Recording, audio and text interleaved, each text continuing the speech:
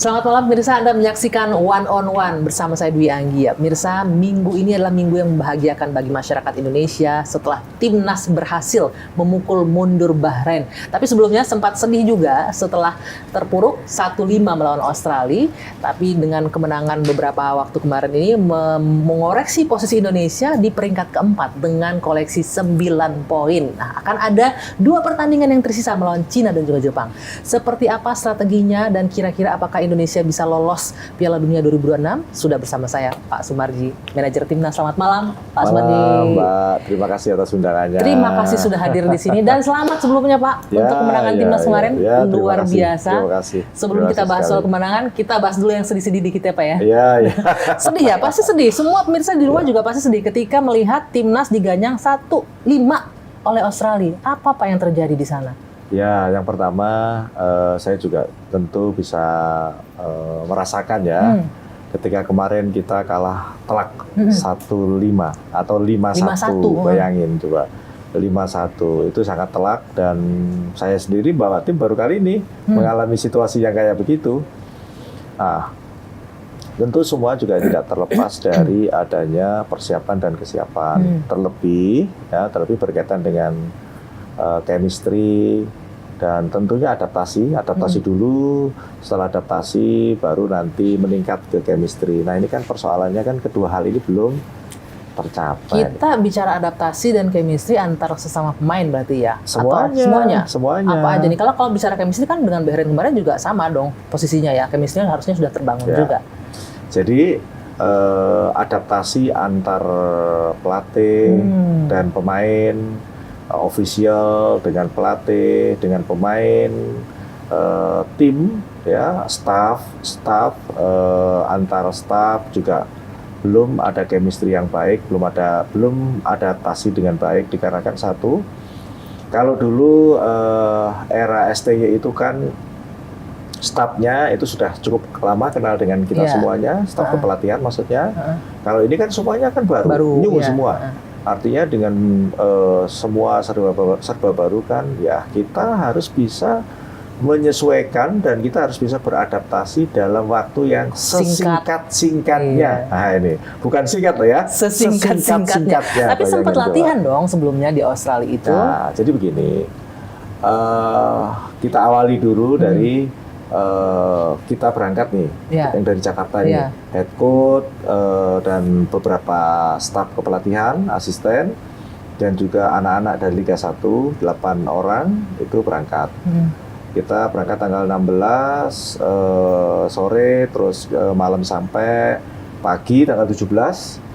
Ini juga yang dari Eropa, yang dari klub-klub luar lain juga pada datang di sana. Tapi baru tanggal 17 kita belum bisa kumpul semua nih, baru beberapa.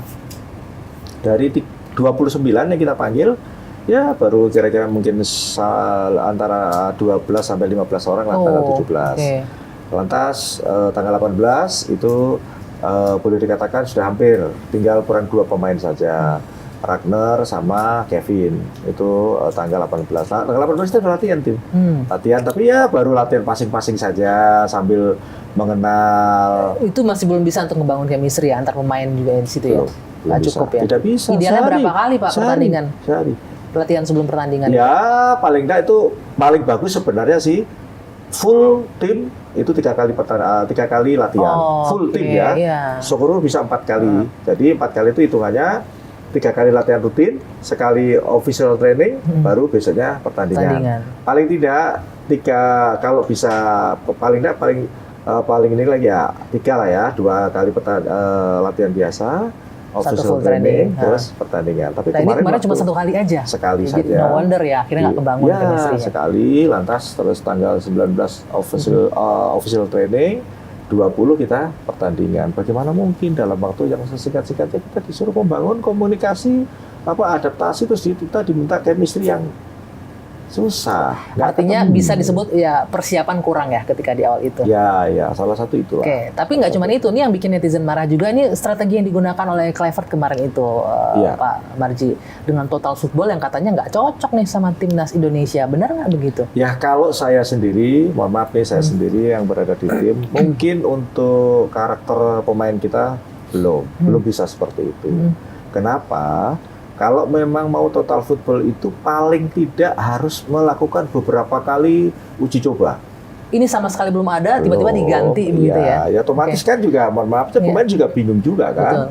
Nah, tetapi kembali lagi bahwa yang ada di benak kami semua itu kami meyakini di pertandingan melawan Australia karena memang harus total football, ya kita ikuti apa yang menjadi instruksi dari pelatih kan. Kita pengen tahu nih Pak Marji, bagaimana suasana kebatinan di ruang ganti kah atau di latihan ketika disampaikan bahwa ini kita akan bermain dengan strategi ini, itu pemain yang responnya gimana ketika itu? Ya beberapa pemain curhat ke saya juga, menyampaikan kita kalau harus total football kan nyerang kan, itu dia pikir mampu apa tidak begitu. Apa lebih masalah stamina ya pasti dong. Kalau bilang begitu berarti kan 90 menit itu kan harus gas terus ya. Itu. Tapi dengan kualitas pemain yang naturalisasi yang biasa main di Eropa bukannya hal yang biasa. Ya, sekarang saya tidak perlu saya kan sudah bisa dibuktikan seperti apa hasilnya kan, tidak perlu saya harus bercerita kan hasilnya seperti apa, kan bisa dinilai sendiri. Artinya memang menurut saya butuh waktu untuk melakukan perubahan secara keseluruhan. Itu butuh waktu. Butuh kita ketika ada FIFA Matchday mungkin 3, 4 atau 5 game begitu, baru mereka beradaptasi dan mereka bisa menjalankan strategi itu. Kan strategi itu kan nggak bisa ujuk-ujuk langsung tiba-tiba ya. Kan apalagi yang selama ini biasa pragmatis dengan STY kemudian tiba-tiba diganti kita gitu tahu ya. bagaimana STY memerankan perannya dia, meracik strateginya dia, kan pragmatis. Makanya kan banyak yang menyampaikan kalau STY ini kayak parkir bis gitu. Ya kan. Ya saya ini kadang-kadang jujur aja, kadang-kadang juga ketawa gitu. Kita memangnya mau main sepak bola itu mau indah atau mau main menang? Menang dong tujuannya. Ini kan realistis toh? Realistis. Tapi gitu. itu juga sempat diprotes kan, hanya tujuannya pragmatis saja, tidak membangun ini kualitas pemain dan lain-lain kan, sempat diprotes begitu sebelumnya. Boleh sedikit komentar soal itu? Ya kalau itu mohon maaf aja ya. Saya kira kalau saya pribadi saya pribadi kurang sependapat. Yang penting hasilnya ya. Kalau saya hasilnya.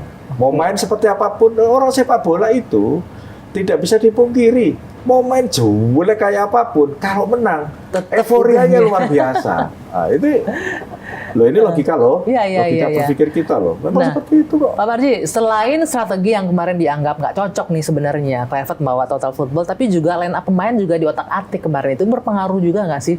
Bagaimana mereka anak-anak ketika berhadapan dengan Australia dengan line up seperti itu?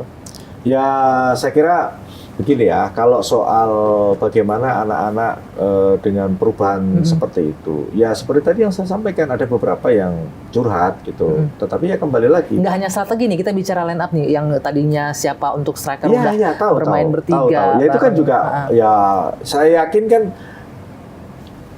kalau namanya line up itu kan, ibaratnya gini, saya punya hak penuh nih, pelatih punya hak penuh nih. Head coach punya hak penuh untuk meline-up-kan 11 pemain untuk bermain pada posisi apa. Ya mereka siap-siap saja. Pertanyaannya, kalaupun mereka siap-siap saja, hasilnya maksimal apa tidak? Kan gitu. Karena kan anak-anak itu sudah terbiasa pada masing-masing posisi. Si A, saya itu nyaman, enak dengan posisi ini. Saya si B, saya nyaman, enak dengan posisi ini. Kan begitu. Kalau menurut saya begini. Mungkin karena kemarin itu juga kita kurang komunikasi dan juga waktunya sangat mepet, mungkin ya itulah yang terjadi.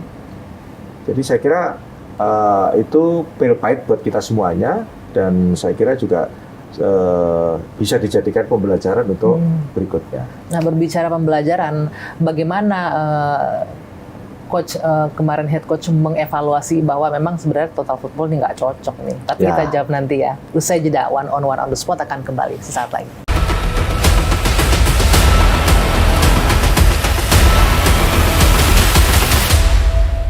Anda kembali di one on the spot bersama Anggia, Pak Sumarji. Ini kita masih berbicara soal kekalahan yang pahit, pil pahit tadi. Akhirnya semua menyadari ya bahwa total football itu emang nggak cocok untuk timnas Indonesia. Tapi head coachnya pelatih menyadari itu juga nggak, bahwa oh iya ternyata nih gue salah nih, total football tuh nggak bisa dipakai. Dan bagaimana akhirnya dia mau menerima kemudian merubah strateginya. Ya, saya juga perlu garis bawahi ya. Bukan total football itu tidak cocok, bukan nggak cocok. Tapi kalau mau total football harus ada uji coba dulu, persiapan dulu gitu ya.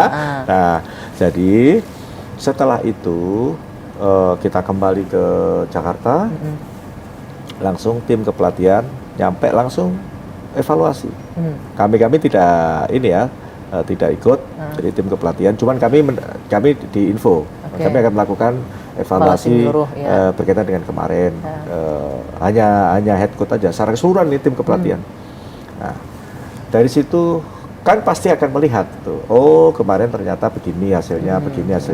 Makanya setelah itu tim kepelatihan di bawah coach Patrick Kluivert merubah yang tadinya total football jadi pragmatis. Ya kita realistis. Yang penting menang. Seperti apa yang disampaikan coach Alex Pastor kan menyampaikan, sepak bola itu tidak perlu harus main indah. Tekniknya indah segala macam. Yang penting menang. Mau 9 di belakang juga nggak apa-apa. Itulah sekarang dibuktikan kan. Terbukti di Bahrain kemarin yang melawan Bahrain. Dan kita juga melihat, kalau saya melihat di bawah coach Patrick ya, di bawah coach Patrick, di ahli strateginya ada coach Alex Pastor, ada Denny, terus 2 orang ini saya lihat memang betul-betul yang jadi motor di dalam bagaimana meramu strategi itu dengan tepat, dengan tepat. Analisanya tepat, analisanya tepat. Nah, sebelum kita bahas analisa, ini juga penasaran nih Pak Mardi. Ketika saya agak mundur sedikit ya, masih bahas Australia nih kita. Suasana di ruang ganti setelah kekalahan itu gimana sih? Mereka kesedihan bisa dirasain nggak sih? Bapak ada di sana, melihatnya gimana tuh? Pemain untuk ngebangun lagi semangatnya, psikologisnya tim. Jadi begini, saya jujur aja, saya ketika dibantai 5-1, wah hancur hati saya itu. Saya benar sedih sekali. Seluruh Indonesia menangis itu Pak malam itu. Teman-teman, terus bagaimana saya harus menghadapi anak-anak dengan kondisi seperti itu. Itu membangkitkan semangat itu kan nggak mudah. Betul. Itu nggak mudah. Jadi kondisi itu semua tertunduk. Tapi Patrick cukup gentle juga, dia sampaikan kalian tidak boleh tertunduk, harus tegak, kita harus pulang ke negara, ke Indonesia dengan tegak, jangan nunduk.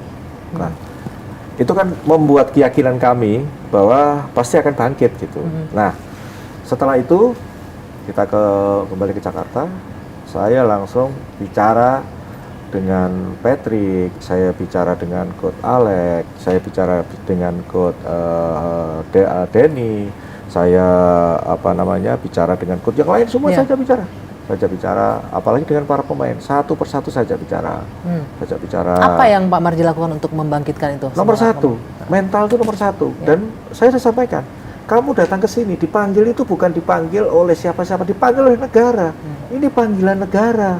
Kalau negara sudah memanggil kamu, berarti kamu harus siap. Apalagi mental. Nomor satu mental ini.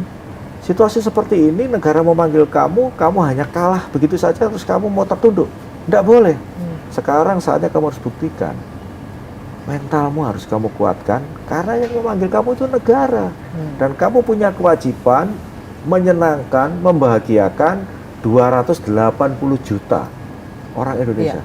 Saya bicara, satu-satu saja bicara, saya ke kamar anak-anak, ya saja bicara, bahkan sampai masih kurang ini lagi, Jay ngajak para pemain lokal, ini sama Tom, sama para pemain lokal semuanya, bicara dari hati ke hati. Bicara dari hati ke hati, bicara. Ada apa? Kenapa begini? Kita harus ini. Itulah. Dan itu dilakukan berarti ya? Dilakukan, untuk bicara real. Untuk membangun emosi. Setelah itu, secara lokal dulu, selesai buka puasa, buka puasa itu dua hari setelah kita satu hari nyampe besoknya gitu semalamnya gitu. Itu dikumpulin lagi sama J semuanya, J sama Rido kumpulin semuanya, bicara dari hati ke hati lagi pemain, cara mereka apa yang mereka sampaikan rata-rata itu? Ya intinya menguatkan, saling menguatkan. Kalau ada yang kurang ya harus diingatkan. Ya dari hati ke hati lah. Paling enggak itu juga membantu ya untuk membangun chemistry antar sesama pemain itu. Tujuan utamanya adalah membangun chemistry. Tujuan utamanya itu membangun chemistry. Karena kan juga ada pemain-pemain baru kan. Betul. Yang contoh kalau yang lokal ada Bagas Kara kan juga baru gabung, tapi yang lain kan sudah biasa gabung. Terus yang pemain naturalisasi kan ada Ole, ada James, ya, terus ada Joy. Jadi kan ini kan perlu ada komunikasi antar mereka dari hati ke hati, dan itu terbukti top. Itu untuk di internal antar pemain. Kemudian membangun, tadi di awal kan di Australia katanya nggak kebangun tuh chemistry antara official, antara coach head dan lain-lain. Nah itu gimana tuh dari pemain dengan official tim membangunnya, itu kan juga PR sendiri. Jadi kan itu tugas saya gitu. Tugas saya mengetuk hati official. Official itu banyak sekali, mulai dari fisioterapi, itu bagian dari official. Oh sampai sedetail itu ya? Iya, saya aja bicara semuanya. Ingat ya, kita semua ini satu keluarga, kita ini tim. Jangan pernah ada di antara kalian semua ini, teman-teman yang ada di sini 59 orang, satu pun yang tersakiti ataupun tidak enak hati, nggak boleh. Ketika ada satu pun yang tersakiti, nggak enak hati, itu akan jadi penyakit di tim. Maka lupakan semua. Selama negara memanggil kita untuk ada di sini, kita jalankan semua dengan senang hati, ikhlas. Percaya sama saya, kalau semuanya kita jalani dengan ikhlas, Yang Maha Kuasa pasti akan kasih kemudahan. Itu kita jalankan. Dan dibenahi di sana ya, komunikasi, chemistry, semua dibenahi di situ. Semuanya. Karena kan memang kebiasaan kami itu di tim ini sudah bertahun-tahun itu, Mbak. Pada saat kita fisioterapi sambil terapi itu sambil cerita, ngobrol, bagaimana sih budaya Indonesia itu? Oh, mereka juga belajar sedikit banyak dari sana ya. Bagaimana makan apa sih di Indonesia itu? Macam-macam lah kita obrolin. Jadi suasana itu cair gitu. Nah itu kemarin waktu di Australia saya nggak nemukan itu. Nggak terjadi itu. Nggak nemukan. Jadi saya juga saya agak menarik ini. Sampai ke terapis pun itu juga penting untuk membangun chemistry antar semua tim ya berarti ya. Ingat sepak bola itu paling unik. Jangan salah. Sepak bola itu paling unik. Jangan salah. Kalau kita terbangun chemistry 59 orang, semuanya satu tekad, satu tujuan, chemistry-nya ada. Enak itu, kerja pun enak. Dengan Patrick pun udah terbangun sekarang kondisinya. Wah, saya jujur aja nih, dengan kondisi setelah kita mengalami pil pahit yang harus benar-benar kita rasakan, semuanya akhirnya dengan sendirinya berangkulan. Bisa dilihat, disaksikan sendiri bagaimana akrabnya kami ini semua.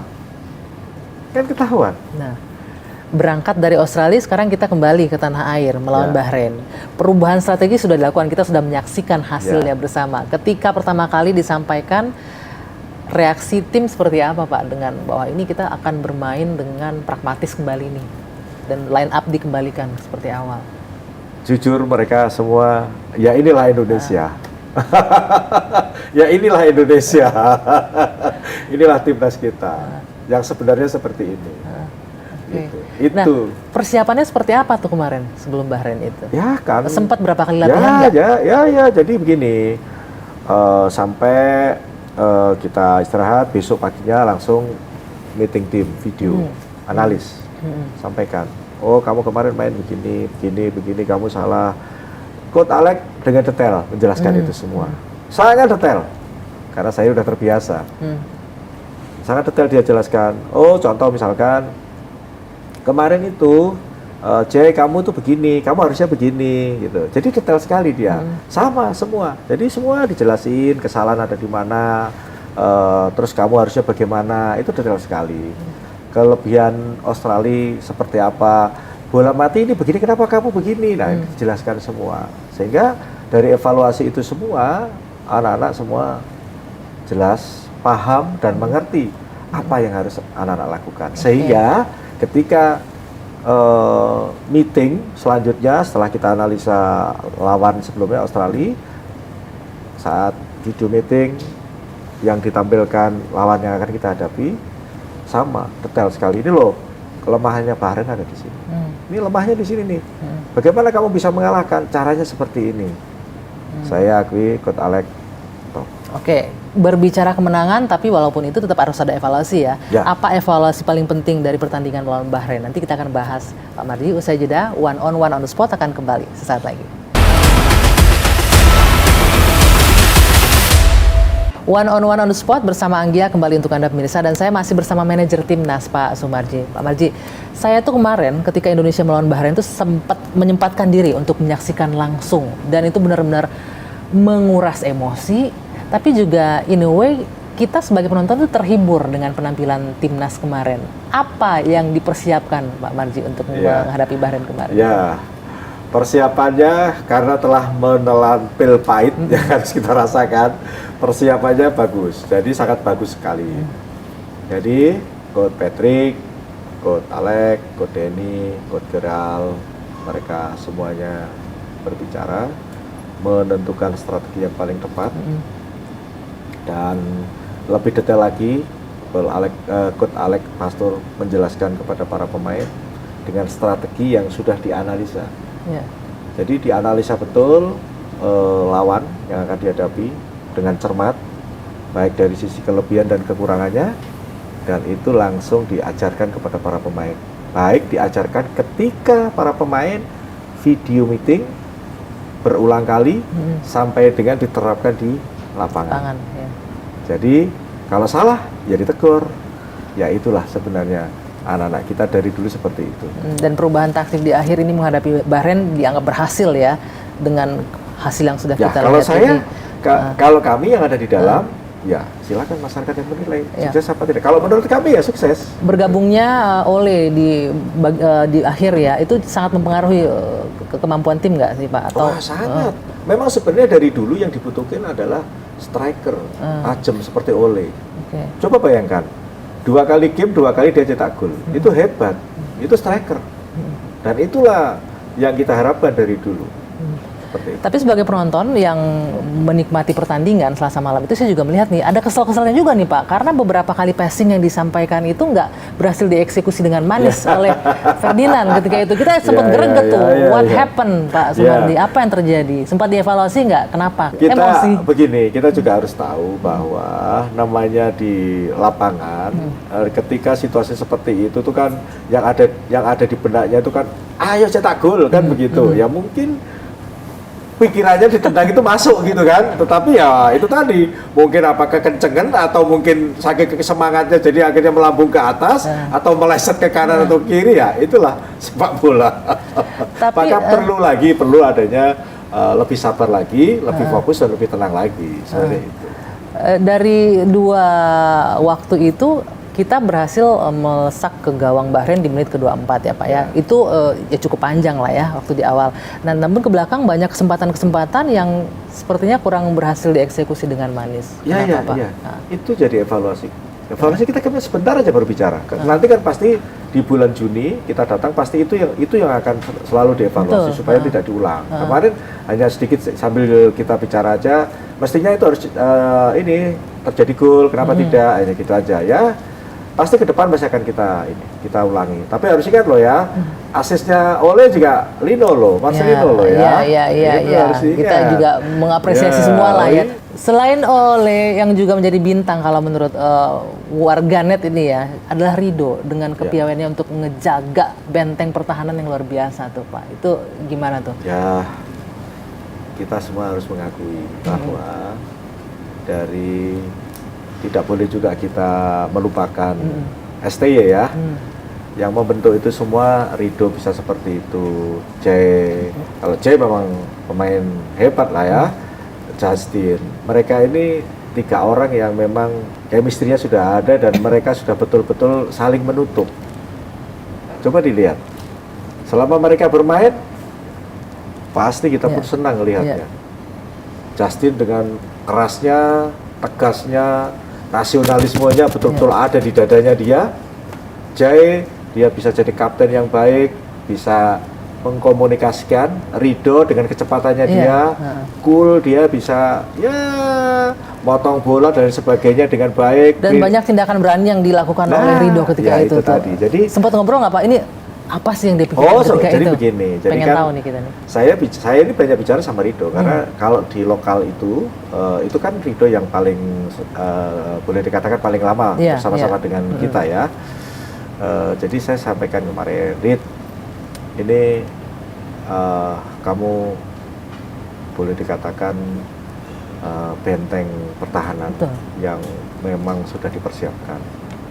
Itu yang pertama, kamu harus ingat itu. Terus yang kedua, situasi sepak bola kita dengan tekanan yang seperti ini sedang tidak baik-baik saja. Kalau kamu tidak bisa jadi orang yang memang betul-betul diharapkan sebagai benteng pertahanan terakhir, saya tidak tahu mau jadi apa kita semua. Bebanmu cukup berat karena yang kita bawa adalah negara kita, dan kamu harus betul-betul main all out. Jangan sampai kamu 0,0 sekian detik pun kamu tidak fokus. Sudah paksa itu. Karena itu rawan melakukan kesalahan ya di kotak penalti ketika dia sliding itu. Dan dia ketika kemarin cedera di menit ke 82 atau 87 ya, 85 ya kalau nggak salah. Dia langsung, saya nggak mungkin di belakang karena saya cedera, saya mau di depan saja supaya pertahanannya kuat. Nah seperti itu. Jadi saya memang apresiasi Ridho karena memang ya semangatnya dia betul-betul. Kalau saya ajak bicara soal bagaimana kamu membela bangsa dan negaramu, dia luar biasa. Jauh dibandingkan ketika dia di klub gitu. Kalau di klub mungkin kadang-kadang masih agak salah, tapi kalau pas di timnas kita semua mengapresiasi. Kita bisa melihat lah kemarin itu bagaimana permainan lo membahagiakan dan juga entertaining ya, Pak Sumarji ya. Orang benar-benar menikmati gaya permainannya timnas kemarin itu gitu loh. Dan di paruh kedua juga pergantian pemain juga cukup ini dilakukan oleh Patrick ya. Pertimbangannya apa tuh memainkan kembali, ada Kambuaya juga masuk di situ dan lain. Satu yang membuat kami itu senang sekali. Jadi antara Coach Patrick dengan Coach Alex dan Coach Denny ini yang memang betul-betul langsung ya di senior ini, dia betul-betul tahu betul lah kemampuan masing-masing anak ini, dan dia betul-betul bisa tahu, oh anak ini bagus banget di posisi ini gitu. Potensi itu yang digali oleh mereka dan mereka coba terapkan. Padahal kalau kita ngomong Kambuaya baru aja loh, kan baru sekali dia bisa lihat tuh bagaimana penampilannya dia. Walaupun cuma sebentar ya, habis itu cedera. Bisa dilihat itu. Dan dia akan sampaikan, akan coba banyak melihat pemain-pemain kita yang memang kualitasnya so-so ya dengan pemain-pemain yang dari yang diaspora ya. Itu pasti akan digali potensi itu. Pak Marji, keberhasilan timnas kemarin, ini kalau kritikus bola kan masih banyak ya hal-hal yang dianggap ya ini harus di-challenge lagi. Benar-benar karena permainan prima dari timnas atau mungkin ada faktor juga dari Bahrain, ada 2 pemain Bahrain yang nggak ikut bermain karena akumulasi kartu dan juga ada yang cedera. Itu berpengaruh nggak? Tidak. Sama sekali tidak. Memang performa Bahrain memang jauh di bawah timnas kemarin kalau Anda melihat. Ya mungkin karena, kalau menurut saya mungkin karena satu, dia away juga, perjalanan jauh juga dari Bahrain ke sini. Waktunya dia juga mepet kan, itu satu. Terus yang kedua, kalau berbicara kualitas memang ya kita juga harus tahu bahwa kualitas pemain kita cukup bagus. Cukup bagus dengan line up yang sekarang jauh lah ya peningkatan. Seperti yang kita tahu bahwa kita ini memang butuh predator dan sekarang predatornya sudah ada, ya dibuktikan toh, kan gitu. Dengan hasil yang kemarin luar biasa. Oke, nah selanjutnya kita akan berbicara, ini masih ada 2 pertandingan yang harus dihadapin Pak Sumarji. Apa yang akan dilakukan untuk minimal kita harus berapa poin? Sekarang 9 harus mengumpulkan. Ya kami tentu berharap mudah-mudahan realistisnya nanti lawan Cina kita bisa dapat 3 poin. Terus lawan Jepang kita 1 poin. Masih dapat 4 poin. Kita sekarang itu 9. 9 kalau tambah 4 berarti kan masih dapat 13 poin. Artinya kita akan lanjut ke selanjutnya. Apa yang akan dilakukan menghadapi Cina? Mungkin Cina boleh optimis lah ya kalau menghadapi Cina. Kalau bagaimana dengan menghadapi Jepang? Kita akan bahas usai jeda sesaat lagi di One on One on the Spot. One on the Spot bersama Anggia kembali ke hadapan Anda dan saya masih bersama manajer Timnas Pak Sumarji. Pak Sumarji, sebelum kita bahas bagaimana kesiapan melawan Cina dan Jepang, ini yang juga menarik pada penampilan melawan Bahrain kemarin adalah masuknya Ricky Kambuaya di paruh kedua itu ya. Ya. Itu jadi kejutan tuh buat penonton kita. Apa yang menjadi pertimbangan tuh Pak? Ya, kita semua pasti supporter semuanya itu terkaget-kaget tuh dengan masuknya Ricky Kambuaya kan. Nah, jadi boleh dikatakan Ricky itu dimasukkan itu atas pertimbangan dan diskusi antara Patrick dan juga Coach Alex. Mereka mendiskusikan itu dan sepakat untuk memasukkan Ricky. Kenapa? Karena butuh pemain yang kuat, butuh pemain yang cepat, dan butuh pemain yang bisa menusuk ke dalam. Sehingga diputuskanlah Ricky Kambuaya. Dan kita semua bisa tahu hasilnya. Bisa senang kan lihatnya bagaimana Ricky, walaupun hanya sebentar ya. Tapi saya yakin masyarakat akan menilai bahwa Ricky memang layak berada di timnas. Dan ini akan dimainkan lagi nggak nanti menghadapi dua pertandingan tergantung lagi? Strategi. Tergantung strategi. Nah, kita berbicara strategi nih, ada dua lagi yang akan dihadapi, ada Cina dan Jepang. Ya. Kita bicara Cina, kita nggak boleh juga jumawa underestimate lawan ya Pak Marzia. Ya. Apa kira-kira yang jadi concern nih ketika harus berhadapan dengan Cina? Challenge-nya apa dan opportunity kita apa melawan Cina? Ya, begini ya. Satu yang harus kita tahu bahwa kita tidak boleh mengecilkan Cina dan kita tidak boleh menganggap enteng Cina. Itu yang pertama. Dan itu yang tadi pagi saya sempat ketemu sama Coach Alex juga. Saya ada diskusi kecil tadi. Itu yang harus dipersiapkan ke depan. Terutama bagaimana kita bisa membuat ramuan strategi yang paling tepat lah melawan Cina.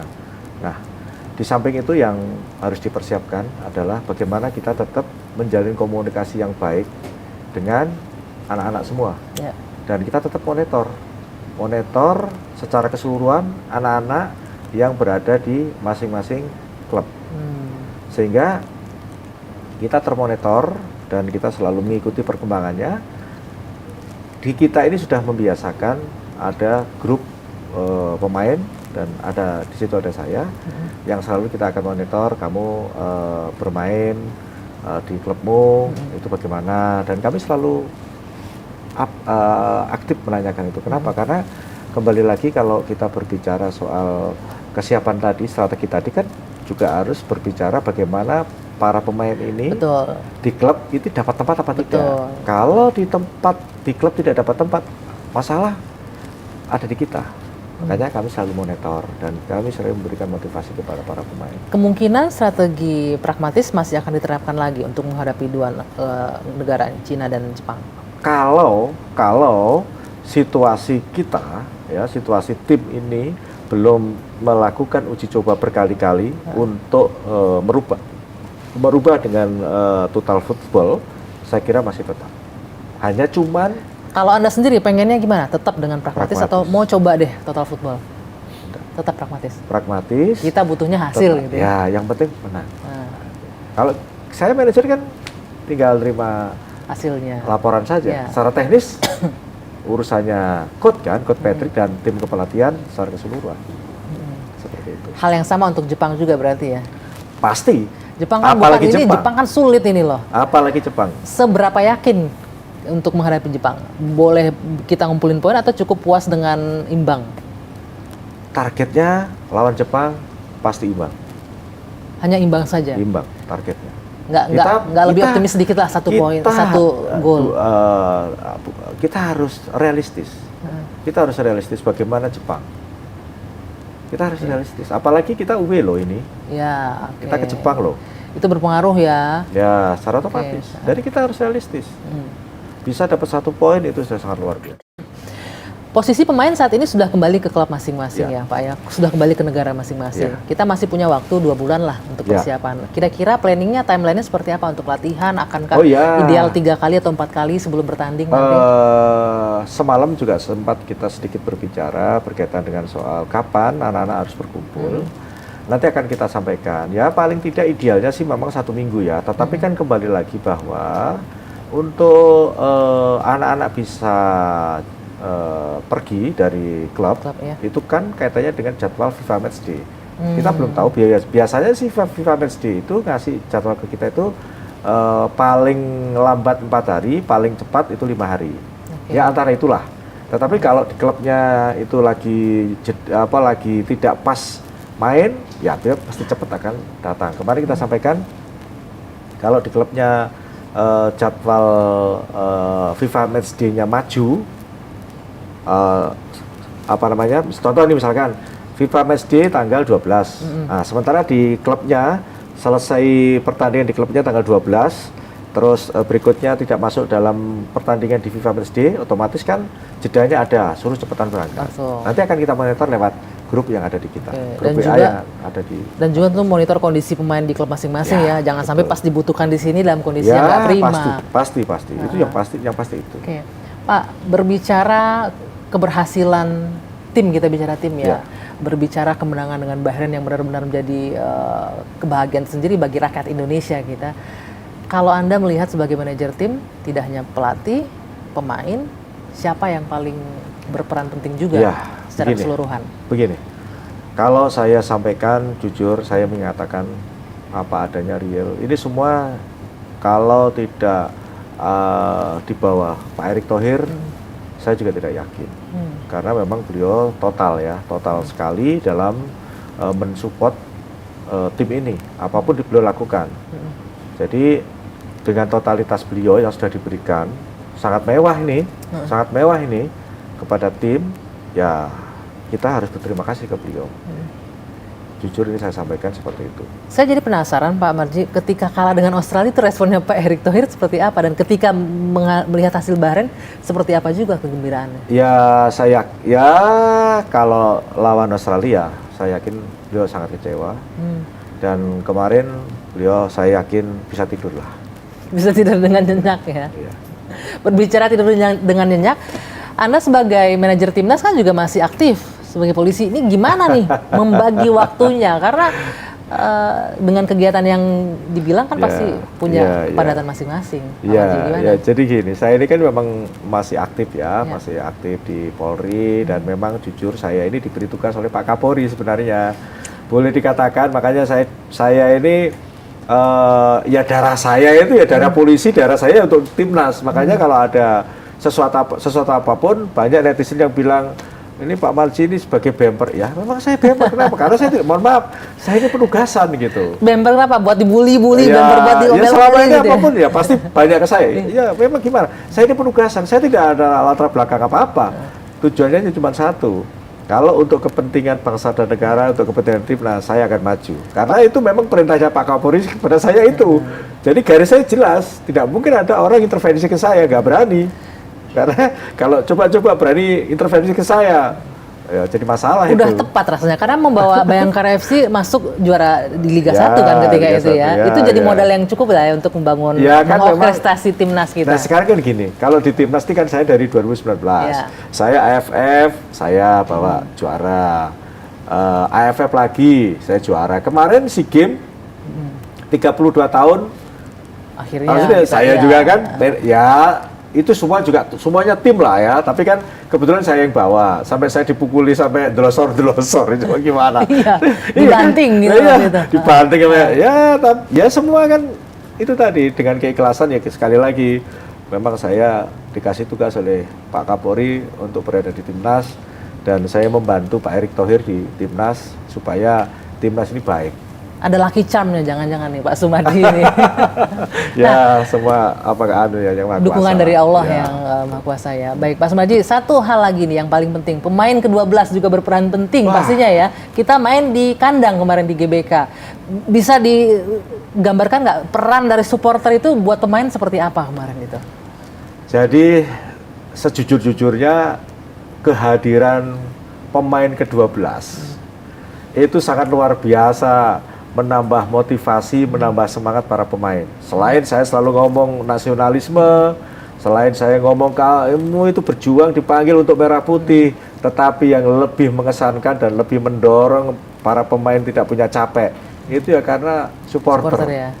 Baik yang hadir langsung di stadion maupun yang di luar. Karena selalu saya sampaikan, di belakangmu itu bukan hanya supporter yang langsung mendukung kamu di lapangan, tetapi yang 280 juta. Betul. Itulah yang ada di belakangmu.